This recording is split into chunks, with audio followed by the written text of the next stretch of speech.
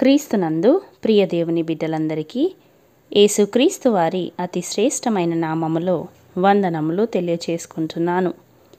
నేటి దిన ధ్యానాంశము మత్తయి సువార్త 6వ అధ్యాయము 19వ వచనము. భూమి మీద మీ కొరకు ధనమును కూర్చుకొనవద్దు, ఇక్కడ చిమ్మెటయు తుప్పును తినివేయును, దొంగలు కన్నము వేసి దొంగిలెదరు. పరలోకమందు మీ కొరకు ధనమును కూర్చుకొనుడి, అచ్చట చిమ్మటైనను తుప్పైనను దాని తినివేయదు, దొంగలు కన్నము వేసి దొంగిలరు.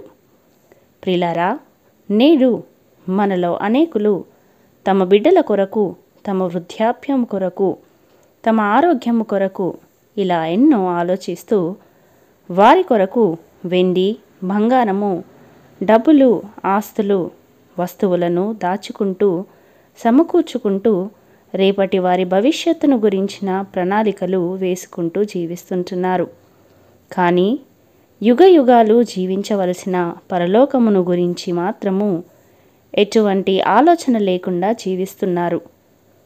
పరిశుద్ధ గ్రంథంలో ఈ విధముగా ధనమును సమకూర్చుకొని నష్టపోయిన వారిని, ప్రాణములను సైతము పోగొట్టుకున్న వారిని మనము చూస్తుంటున్నాము. అందులో మొదటగా మనకు గుర్తుకు వచ్చే వ్యక్తి ఒక ధనవంతుడు.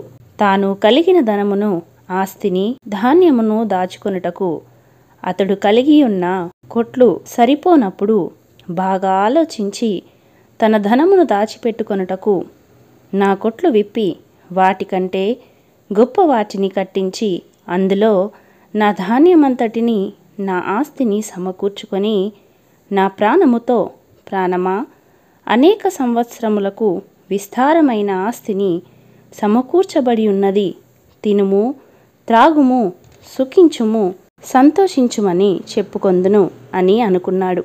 అయితే దేవుడు, వెర్రివాడా, ఈ రాత్రి నీ ప్రాణమును అడుగుచున్నాను, నీవు సిద్ధపరిచినవి ఎవని వగును అని అతనితో చెప్పెను.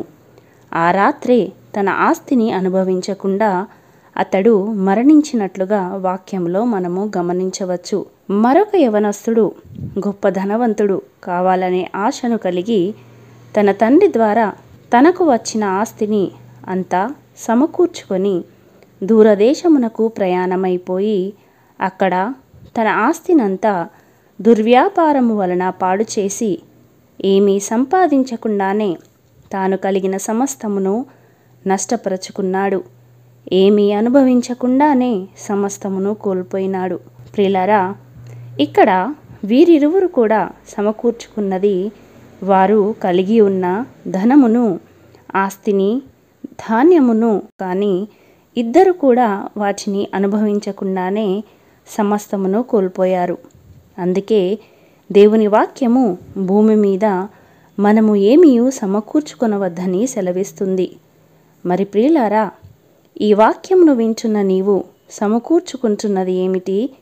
ఈ లోకంలో ధనమును, ఆస్తిపాస్తులను నీవు సమకూర్చుకుంటున్నావా? లేక నీ మరణానంతము నీతో కూడా వచ్చే నీతి క్రియలను, నిన్ను పరలోకమునకు నడిపించే పరిశుద్ధతను, విశ్వాసమును, పవిత్రతను సమకూర్చుకుంటున్నావా? ఒకమారు నిన్ను నీవు పరిశీలించుకో. ధనవంతునిలా ప్రాణాన్ని కోల్పకముందే, యవనస్తుడిలా నీ ఆత్మీయ జీవితము భ్రష్టత్వము చెందకముందే ఒక్కసారి ఆలోచించుకో.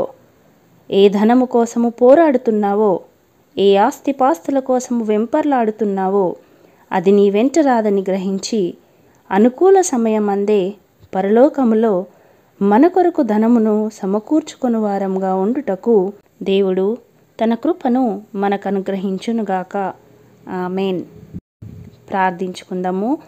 పరిశుద్ధుడవైన మా దేవా, పరలోకపు రాజా, మీ పరిశుద్ధమైన నామమును బట్టి తండ్రి మీకు వందనాలు. గడిచిన దినమంతయు మీ రెక్కల చాటున మమ్ములను భద్రము చేసి ఈ దినమును చూచుటకు కృప చూపినారు. మీకు స్తోత్రములు. ప్రభువా, ఈ లోకములో మేము జీవిస్తుండగా లోక ఆశల వైపు మా నేత్రములు, మా మనస్సులు ఉండకుండా ఎల్లవేళలందు నిన్ను కనిపెట్టుకొని పరలోకములో మా కొరకు స్వాస్థ్యమును సమకూర్చుకునే జ్ఞానమును, బుద్ధిని వివేకమును దయచేయమని యేసయ్య పరిశుద్ధ నామములో ప్రార్థించి వేడుకొనుచున్నాము పరమ తండ్రి. ఆమెన్.